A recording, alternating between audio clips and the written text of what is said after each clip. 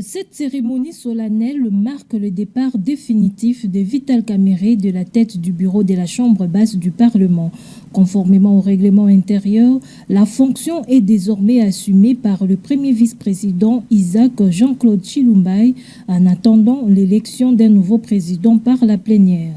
Dans son mot des circonstances, l'honorable Vital Kamerhe a souhaité bonne chance à ses collègues députés ainsi qu'au premier vice-président Isaac Jean-Claude Chilumbaï, appelé à diriger l'Assemblée nationale durant cette période intérimaire jusqu'à la plénière d'installation de son successeur.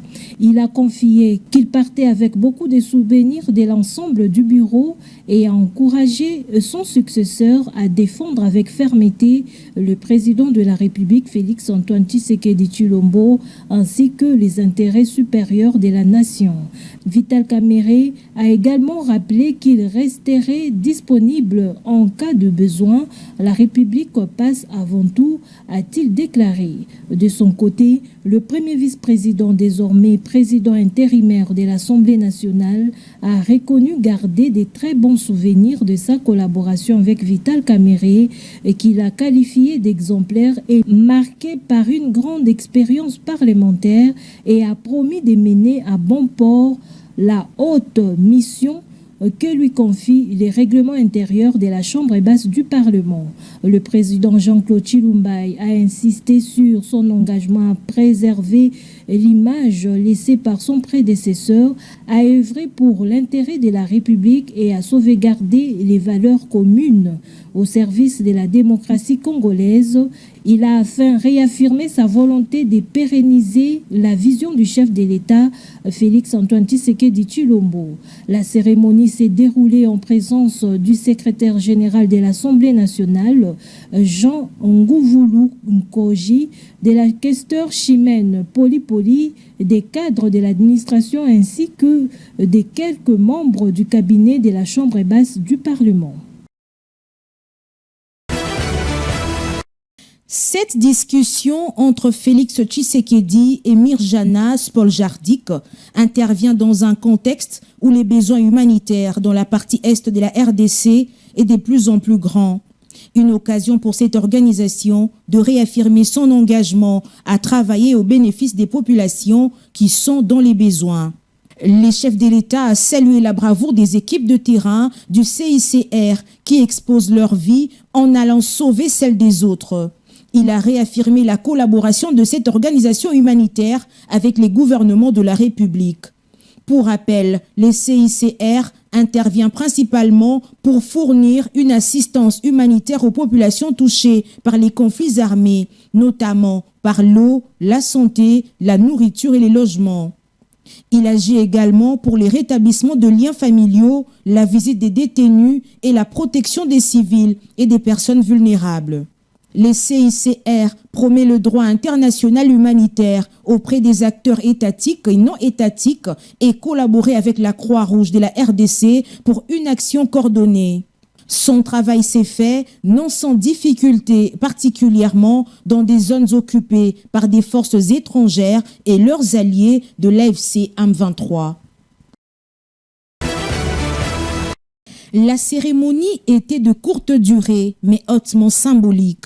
Thérèse Wagner reçoit demain de Guillaume Gueffa les nouveaux sceaux officiels certifiés et sécurisés pour les missions diplomatiques de New York et de Washington. À son tour, la chef de la diplomatie congolaise les a transmis au chef de la mission permanente à New York et au chargé d'affaires de la RDC à Washington. Le ministre de la Justice a tenu à souligner l'importance de ces nouveaux sceaux. Le sceau officiel a pour rôle d'authentifier les actes et documents de nos institutions, de nos services publics et de nos missions diplomatiques, pour assurer leur uniformité, leur sécurité et prévenir toute falsification. Ma collègue, Madame la ministre des Affaires étrangères, m'a demandé de doter nos ambassades et missions diplomatiques de sceaux certifiés et sécurisés par notre ministère. C'est ainsi que, Madame la ministre d'État, nous garantissons la crédibilité et l'authenticité de nos actes officiels à l'international et que nous renforçons la confiance envers notre pays. En sécurisant nos sceaux et en protégeant l'authenticité de nos actes, nous affirmons la crédibilité de la République démocratique du Congo sur la scène internationale. Les chefs de la mission permanente à New York a saisi l'occasion pour retirer les anciens cachets. Il faut dire que les renouvellements de ces attributs du pouvoir s'ajoutent à plusieurs actions entreprises par la chef de la diplomatie sur instruction du chef de l'État afin de redorer l'image des missions diplomatiques et consulaires de la République démocratique du Congo. À l'issue de 3 jours de travaux intenses, plusieurs avancées notables ont été enregistrées, notamment l'enrichissement de la validation de la politique nationale de gestion des risques de catastrophes, la création de la plateforme nationale de gestion de risques et de la définition de ses mécanismes de fonctionnement, la clarification de rôles responsables entre le gouvernement central, les provinces, les entités territoriales, la société civile, les partenaires et les communautés, l'adoption d'une feuille de route nationale pour la mise en œuvre.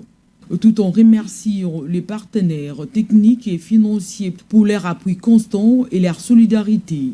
Le VPM a dans son discours de clôture réaffirmé l'engagement du gouvernement sur instruction du président de la République à traduire les conclusions de cet atelier en actions concrètes. Il a également appelé à une culture partagée des préventions, de vigilance et de solidarité, engagea aussi bien les institutions, les partenaires que les communautés et les citoyens. L'adoption de cette politique nationale dote désormais la RDC d'un outil stratégique de planification qui renforcera la résilience des communautés et consolidera la sécurité humaine grâce à un système efficace, coordonné et inclusif de gestion des catastrophes.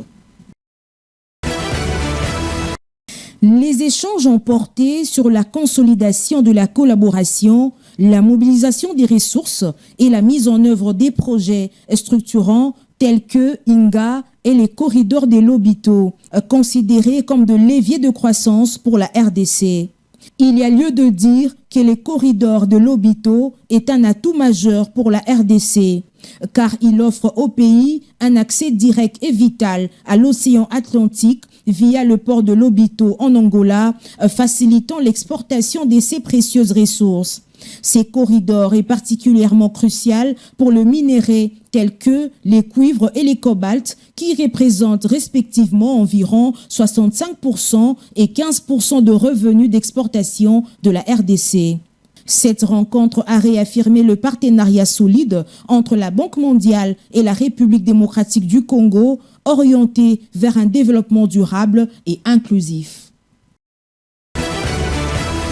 Eza pasi puisque na minute oyo biso ne to perdre po ba dollar oyo ezo ba o ekiti ekomi na 26 mais biloko ekita te to ke somba biloko okeka na 100 000 francs loko biloko ya 10 000 francs to biloko ezaka likolo dollar eza na C na 26 donc tozo ebate suka nango eza wapi po o dollar balobaka bongo bakoma osala na fin du mois boy bakitisi allez ba jour etikali wana ya kotanga ale ba fin du mois elekali ba matisi siko musani basala pona ngape balongwa nde dollar pourtant bato osoma ba marchandise na ba dollar tant bo kitisi yango siko bango nde ba perdre ozomona na franc ba omona esusu eloko mote botika nanu dollar yango eza na po bato na ba mekananu kotala bambongo na bibiloko na bango osomona biloko ekiti te kaka dollar ekiti mbala moko kaka boye toi d'accord na makambo wana te.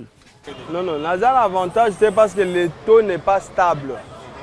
La Banque centrale, c'est depuis le lundi, bazo fixé taux stable. Tu peux fixer on a 26 700.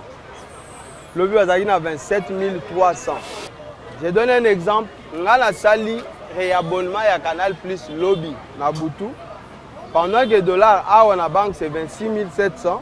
Mais le réseau de télécommunications va te gagner $10 na 29 500. Je suis très content, mais c'est que moi je voudrais demander que les taux soient vraiment stables. Parce que nous remarquons que du jour au jour, les taux changent.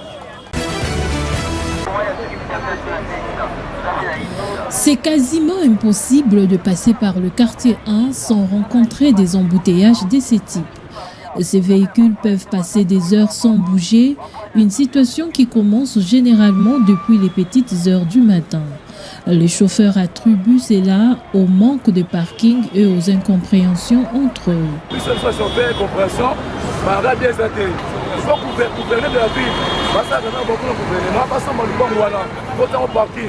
Ces genres de réalités empêchent souvent les passants d'être à temps à leur lieu de travail. D'autre part, les effets des embouteillages ont aussi un impact négatif sur leur morale.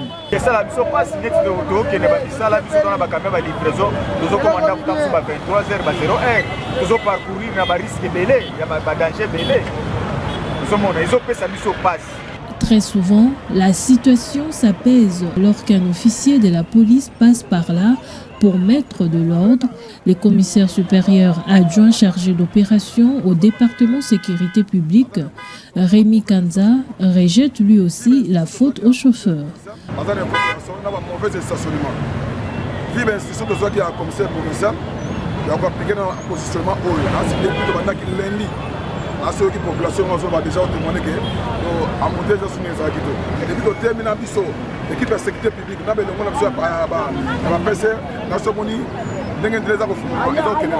Pour les responsables des auto-écoles, la plupart des chauffeurs de la ville ne sont pas passés par la formation et ne connaissent pas le code de la route.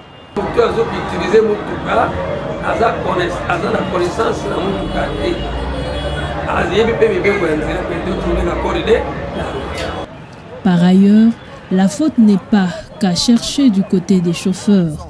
Certains experts indexent le manque de routes autour des carrefours. Surtout dans des lieux de carrefour, vous allez remarquer qu'il n'y a pas assez de bonnes routes qui fait bon usage à la circulation.